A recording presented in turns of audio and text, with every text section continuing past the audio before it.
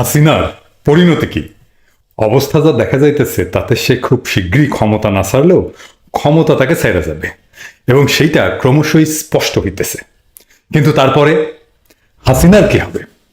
হাসিনার পতনের পরে হাসিনার পরিণতিও বাংলাদেশের রাজনীতির জন্য গুরুত্বপূর্ণ। অনেকে বলেন তিনি দেশ ছেড়ে যাবেন, আবার কেউ কেউ বলে না, তিনি দেশ ছাড়বেন না।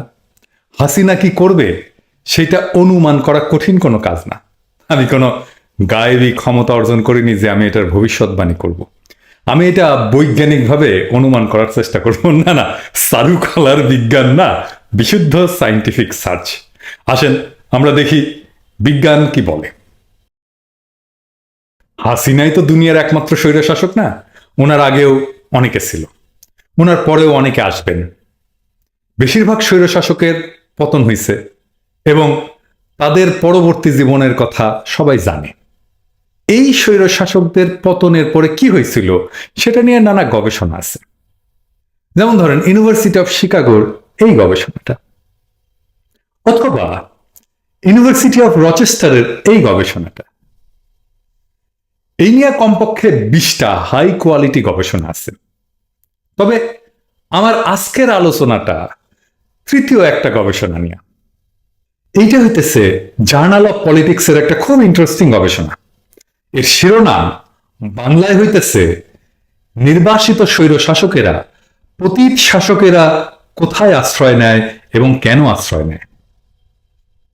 উনারা বলছেন যে বিদেশে নির্বাসিত জীবন কাটানো পতিত স্বৈরশাসকদের দ্বিতীয় প্রধান পরিণতি।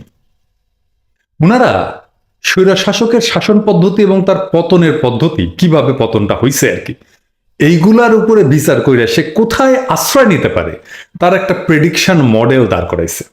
অনুমানের মডেল আর কি, তার মানে একটা ছক। সেই ছক অনুসারে আপনি মোটামুটি একটা ধারণা করতে পারবেন কোন স্বৈরশাসক যদি আগেই জয় বাংলা হইয়া না যায় তাহলে কোন দেশে সে আশ্রয় নিতে পারে। তার আগে একটা সুন্দর জিনিস দেখি। দেখবো? না থাক, মন খারাপ হবে, আপনাদের মন খারাপ হবে, হাসিনারও মন খারাপ হবে। দেখাবো? আচ্ছা দেখাই। এই আর্টিকেলের একটা অ্যানেক্সার আছে, খুব রিচ অ্যানেক্সার, 12 পৃষ্ঠার, ডেসক্রিপশনে দিয়ে দিলাম।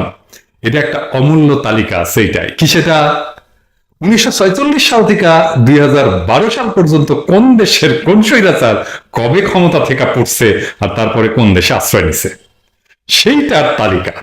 এখন কইতে পারেন দাদা এটা দেখে মন খারাপ হবে কেন?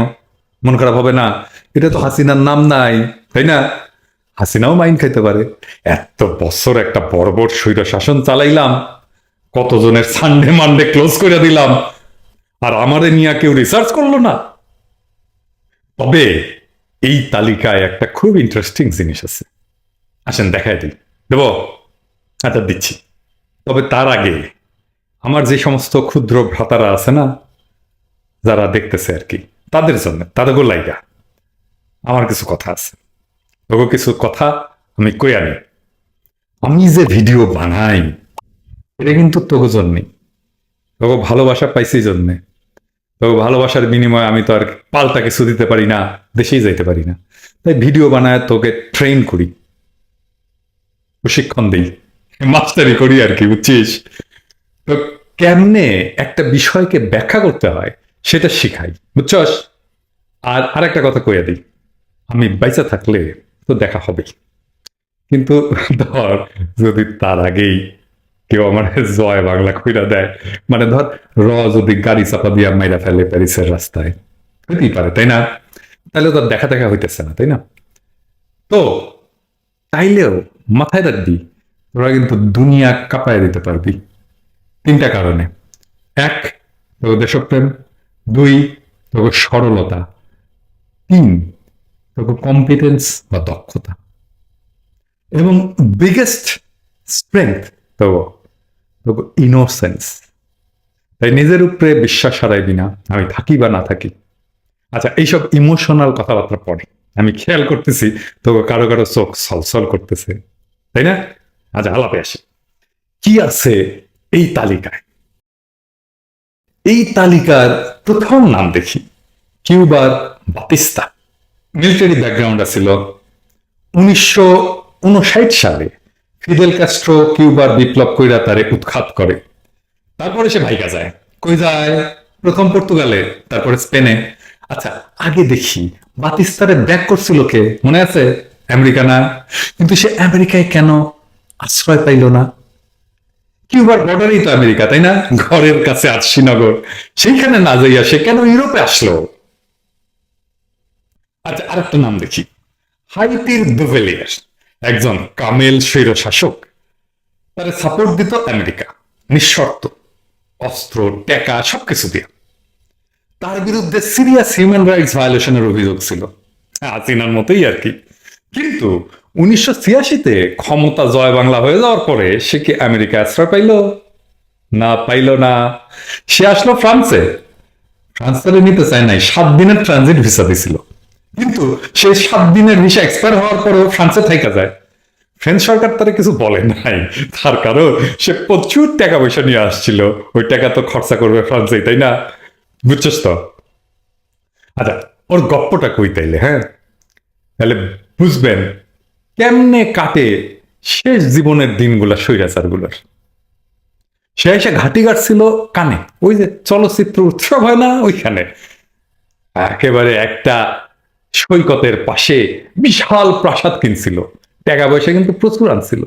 সেইখানে প্রাচুর্যের মধ্যে দিন কাটাইতো, লোকজন, দারোয়ান, বাবুর্চি, খানসামা, মেয়ে ভর্তি। কিন্তু বৈশা থেকে খাইলে রাজার ভান্ডারও ফুরায়। আর তার পাচার করার টাকা সুইস সরকার আটকায় দিছিল, আমরা যেমনে আটকায় দিমু বাকশালী টাকা, ঠিক সেইভাবে। তো ভিলার ভাড়া মানে ওই প্রাসাদের ভাড়া দিতে না পারায় ছাড়তে হইল প্রাসাদ। তারপরে তার এক বন্ধু ছিল, কে জানেন? আর এক কামের লোক, নাম বললেই চিনবেন, মোহাম্মদ আল ফায়াদ। নামটা পরিচিত মনে হচ্ছে না? মিশরের বিজনেসম্যান, হ্যারোডসের মালিক, ডায়নার প্রেমিক ডোডি আল ফায়াদের বাবা। তার একটা হোটেল আছে প্যারিসে, রিজ হোটেল। এই হোটেল থেকেই ডাইনা আর ডোডি বাইর হইয়া গাড়িতে করে যাইতে নিয়ে অ্যাক্সিডেন্ট করছিল আইফেল টাওয়ারের খুব কাছেই, প্যারিসের রাস্তায়। এই মোহাম্মদ আল ফায়াদ তারে কিছুদিন রিজ হোটেলে রাখছিল, কিছুদিন মানে কি 5 বছর। আরে আমার যদি এরকম বন্ধু টন্ধু থাকতো কতই না ভালো হইতো না। আচ্ছা, যাই হোক, নাই অসুবিধা নাই, আমি তোগো বাসায় থাকুম। তারপরে আর রাখতে রাজি হয় নাই। তো সে প্যারিসের একটা দরিদ্র এলাকায় এক রুমের একটা স্টুডিও অ্যাপার্টমেন্ট নিয়ে থাকতো, কয়েকশো ভাড়া। তাও এই টাকা তার ছিল না। হাইতির কিছু লোক প্যারিসে থাকে, তারা মূলত ট্যাক্সি চালায়, তারা চান্দা দিয়ে চালাইতো তারে। আমরা আগে জানতাম যে দুভেলিয়ার প্যারিসে ট্যাক্সি চালায়, আসলে সে কোনোদিন ট্যাক্সি চালায়নি, ট্যাক্সি চালাইতেই পারতো না। ও কাম জানলে তো হবে, ট্যাক্সি চালাইতে পারতো তো তার একটা স্কিল লাগে, সেটা তো নাই তার। আর একটা নাম দেখাই, হ্যাঁ, রেজা শাহ পাহলভি, ইরানের। মনে আছে না? 1979 সালে ইরানে বিপ্লবের পর সে কোথায় গেছিল? আমেরিকায় না, কিন্তু মেলা জায়গা ঘুরে গেছিল মিশরে, মিশরেই মারা গেছে। আমেরিকা তো তারই সাপোর্ট দিয়ে রাখছিল, তাই না? কিন্তু জায়গা দিল না। এই যে পতিত স্বৈর শাসকেরা তার প্যাট্রন বা তার গডফাদারের দেশে জায়গা পায় না, তার কারণ কি? এর কারণ হইতেছে সেই পতিত স্বৈর শাসকেরা দায় নিতে চায় না। তারা এইটা প্রমাণ করতে চায় না যে তারাই এরে ক্ষমতায় রাখছিল। তাই কেসটা কি হইল বুঝছেন তো? হাসিনার সাথে এই ঘটনা মিলায় কি পাইলেন? হাসিনারে ইন্ডিয়া আশ্রয় দেবে? না, দেবে না। শুধু হাসিনারে না, হাসিনার কোন লেসপেন্সারে আশ্রয় দেবে না। দিলেই তো পরবর্তী সরকার ক্যাক করিয়া ধরবে ইন্ডিয়ারে, তুমি কেন তার আশ্রয় দিলা? তোমার লগে তার পিতলা খাতির কেন? এছাড়াও আরো ব্যাপার আছে, ইন্ডিয়ারে জবাব দিতে হবে। ইন্ডিয়ারে জবাব দিতে হবে সুখরঞ্জন বালিরে। হাইকোর্টের সামনে থেকে তুলে নেওয়ার পরে ইন্ডিয়ান জেলে কিভাবে পাওয়া যায়? বিএনপি নেতা সালাউদ্দিন রে র্যাবে ঢাকার বাসা থেকে তুলে নেওয়ার পরে কেমনে তাকে ইন্ডিয়ায় পাওয়া যায়?